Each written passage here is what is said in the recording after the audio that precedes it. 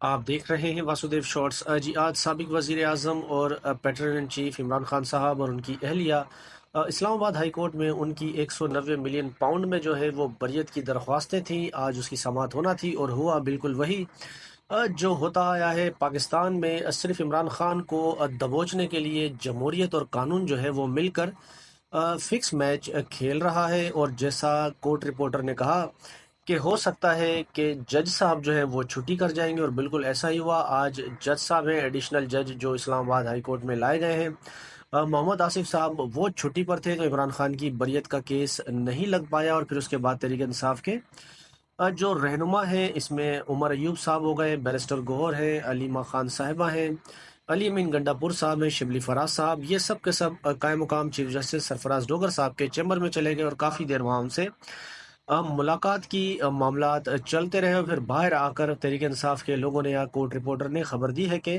कायम मुकाम chief justice Sarfaraz Dogar साहब ने कहा है कि अभी इस दिनों हम इमरान खान का जो केस अब तो खैर मुअत्तल हो गया, कॉज लिस्ट कैंसिल हो गई।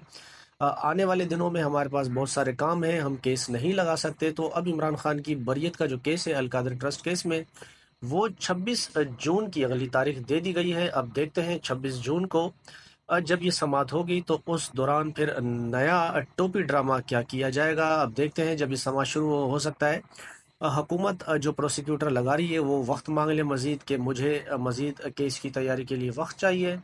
मामलात को यूं ही लटकाया जा रहा है और इमरान खान की रिहाई जो है वो अब मुमकिन नज़र नहीं आ रही, ऐसा कहना है अलीमा खान साहिबा का। उसके अलावा अली अमीन गंडापुर साहब ने कहा कि 26वीं आईनी तरामीम के बाद जो है वो अदालतें आज़ाद नहीं, अदालतें कैद हैं और मुल्क में बाकायदा से मार्शल लॉ लगा हुआ है।